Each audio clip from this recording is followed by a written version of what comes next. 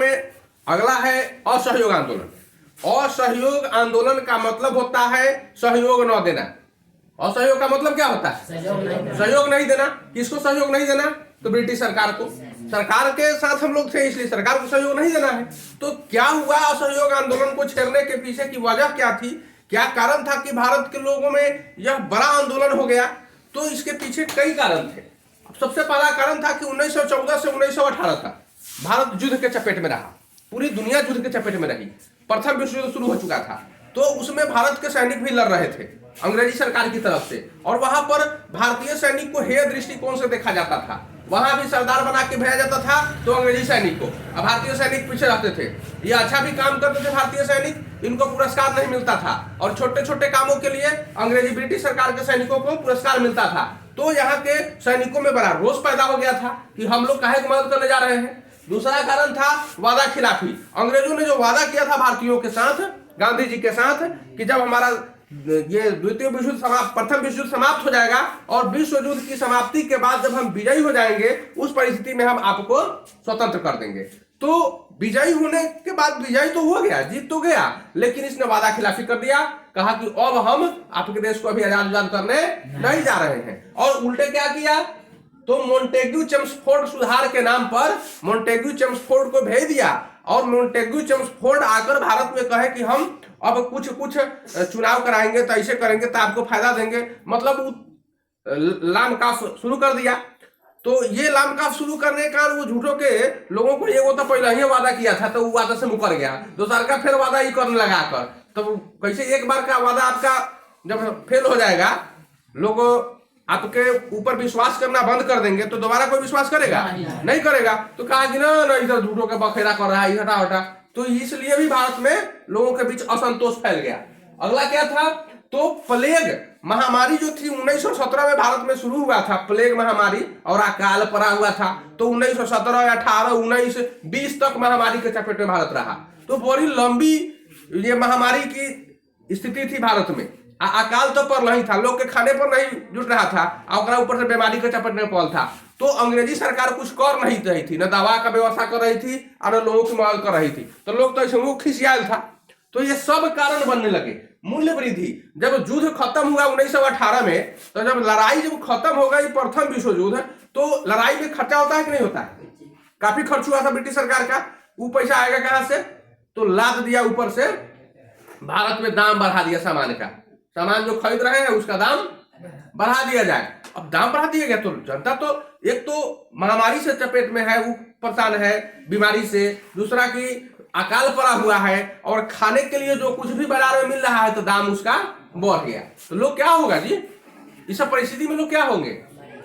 मरेंगे तो खिसियाएंगे। लोग सोचेंगे कि ऐसे भूखे मरने से बढ़िया है लड़ के मरे, तो वो तो लड़ना शुरू कर देगा ना। तो ये भी परिस्थिति थी। अगला कदम था कि रॉलेट एक्ट कानून बना दिया, और रॉलेट एक्ट कानून बनाकर और किसी को भी जेल में बंद करना शुरू कर दिया। तो ये भी भारतीयों में असंतोष का कारण बना।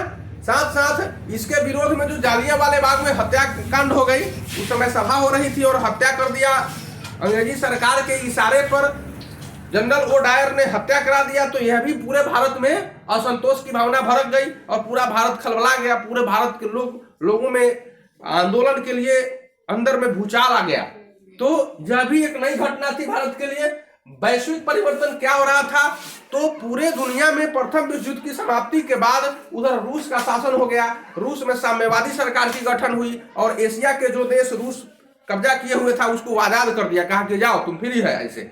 अब इस पर भारतीयों पर बड़ा गहरा प्रभाव पड़ा। भारत सोचा कि वो अंग्रेज का साथ दिए, अंग्रेज का जो साथ दिए हैं, अगर हम इसका रूस का साथ दिए होते उस समय, जापान का साथ दिए होते, तो क्या होता? आज हम आजाद हो गए होते कि नहीं हो गए? रूस जीत गया तो आजाद कर दिया कि नहीं? तो उसी तरह से अगर अंग्रेज हार गया होता उस समय, तो हम लोग आजाद हो जाते। तो भारत के लोग यह भी सोचने लगे, इसलिए और ज्यादा हिम्मत बांधकर और जोर शोर से अंग्रेजों का विरोध करना शुरू कर दिया। एक और घटना घटी थी 1918 में। जैसे ही विश्व युद्ध समाप्त हुआ, ब्रिटेन जीत गया था, और तुर्की जो है उसमें टर्की कहा जाता था, और टर्की पर ब्रिटेन का आधिपत्य था।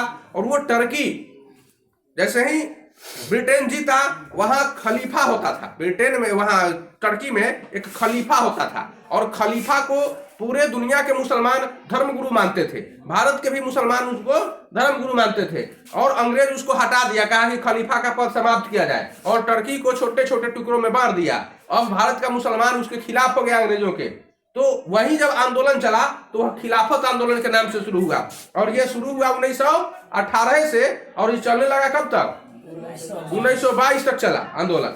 अब महात्मा गांधी इसमें बाजी मार लिए, पूरे भारत में घूम घूम कर मुसलमानों को कहना शुरू कर दिया कि देखो खलीफा का पद समाप्त कर दिया, अब तुम लोग भी रो, नहीं तो फिर बड़ा स्थिति खराब हो जाएगा, अंग्रेज जानिए रहा है, वादा खिलाफी कर दिया मेरे साथ है। तो पूरे भारत के मुसलमान जो थे वो महात्मा गांधी पर अपना भरोसा जता दिए, और जो महात्मा गांधी कहने लगे वही सारे भारत के मुसलमान लोग करने लगे। तो यह भी एक बड़ा कारण था कि पूरे भारत में मुसलमान लोगों ने अपना नेता बना दिया, किसको? महात्मा गांधी को। और तब जाकर इस समूचा कारण जब हो गया तो इस टोटल कारण बना भारतीयों में असंतोष का, और भारत के लोग भड़क गया अंग्रेजों के खिलाफ और एक नया आंदोलन शुरू किया, असहयोग आंदोलन। इसमें स्पष्ट कहना था गांधी जी का कि जितने लोगों को अंग्रेजों ने आपको जो पदवी दिया है, उपाधि दिया है, उसको वापस कर दीजिए। अंग्रेजों का कोई भी काम हम लोगों को नहीं करना है। साथ साथ जो लोग नौकरी में है, नौकरी से रिजाइन कर दीजिए। स्कूल कॉलेज में पढ़ रहे हैं तो स्कूल कॉलेज से रिजाइन कीजिए, हम अपन स्कूल खोलेंगे, अपना कॉलेज खोलेंगे, आइए उसमें पढ़िए। और स्वदेशी वस्तुओं का प्रसार और विदेशी वस्तुओं का बहिष्कार शुरू हो गया। वह स्वदेशी आंदोलन के नाम से भी प्रसिद्ध हुआ। यह असहयोग आंदोलन एक तरह से स्वदेशी आंदोलन भी था। विदेशी कपड़ा की होली जलाई गई। विदेशी कपड़ा, वहीं से कपड़ा अपने यहाँ आता था, यहाँ से कपास खरीद कर अंग्रेज वहां ले जाया करते थे, और वहां से कपड़ा बनाकर यहाँ बेचा करते थे। तो यहाँ महंगा हो जाता था कपड़ा, तो विदेशी जितना कपड़ा था सबको क्या कर दिया गया? जलाया गया। और चरखा का महात्मा गांधी ने उसी समय प्रसार शुरू कर दिया कि चलो चरखा से सूत काटो, अपना कपड़ा बनाओ, अपने पहनो। तो यह स्वदेशी आंदोलन भी था। इस तरह से संपूर्ण भारत में आंदोलन शुरू हो गया, और सारे देश में भारतीयों ने अंग्रेजों के खिलाफ शुरू कर दिया, छेड़ दिया। न तो उस समय यह भी कहा गया कि आपको किसी भी कोर्ट में अपन केस नहीं ले जाना है। अगर आपस में झगड़ा कर रहे हैं ना तो कोर्ट में मत जाइए केस लड़ने, हम लोग बैठ के पंचायती में सुलझा लेंगे। तो अंग्रेज का तो सब तरह से विरोध करना शुरू हुआ। सहयोग नहीं दिया अंग्रेज को, कि सहयोग दिया? नहीं दिया। अंग्रेजों को सहयोग न देना ही असहयोग आंदोलन कहलाया, और असहयोग आंदोलन ने ही स्वदेशी आंदोलन की नींव भारत में प्रारंभ कर दिया।